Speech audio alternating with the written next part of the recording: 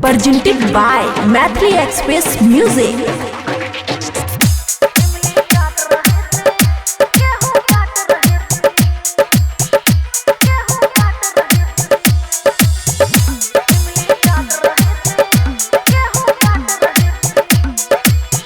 खुशी recording studio Baluaha.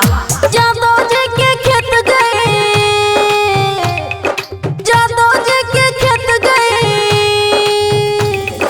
Jadav ji के खेत गए, बोझा छाट रहे थे,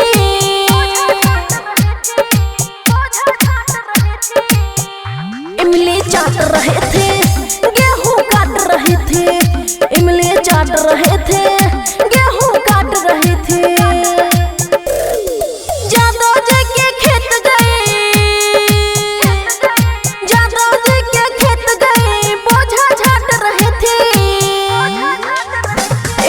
चाट रहे थे, गेहूं काट रहे थे, इमली चाट रहे थे, गेहूं काट रहे थे।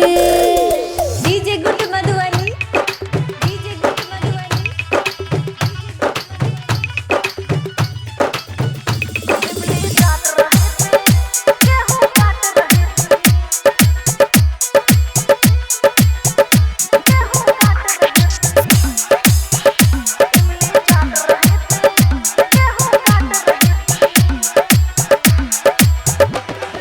वर्कर बन के जाना था, मलायक बहाना था, वर्कर बन के जाना था, मलायक बहाना था। जवानी मेरी कर कर कर वही मेरा दीवाना था।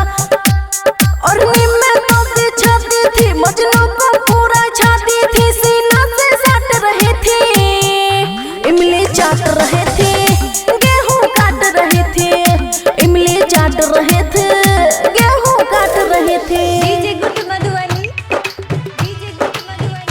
इमली चाट रहे थे, गेहूं काट रहे थे, गेहूं काट रहे थे,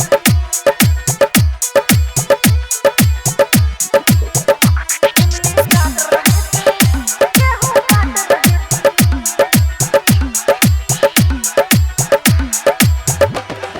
धूप हुई खूब तगड़े थे, यार की हंसुआ पकड़े थे, धूप हुई खूब तगड़े थे, यार की हंसुआ पकड़े थे। देवंदर दिमागी अमन के हाथ से हाथ में रगड़े थे। खुशी यादव ने देख ली, हमको उन्हीं रेख ली, अभी बात रहे थे, इमली चाट रहे थे, गेहूं काट रहे थे, इमली चाट रहे थे, गेहूं काट रहे थे। खुशी रिकॉर्डिंग स्टूडियो बलुआहा।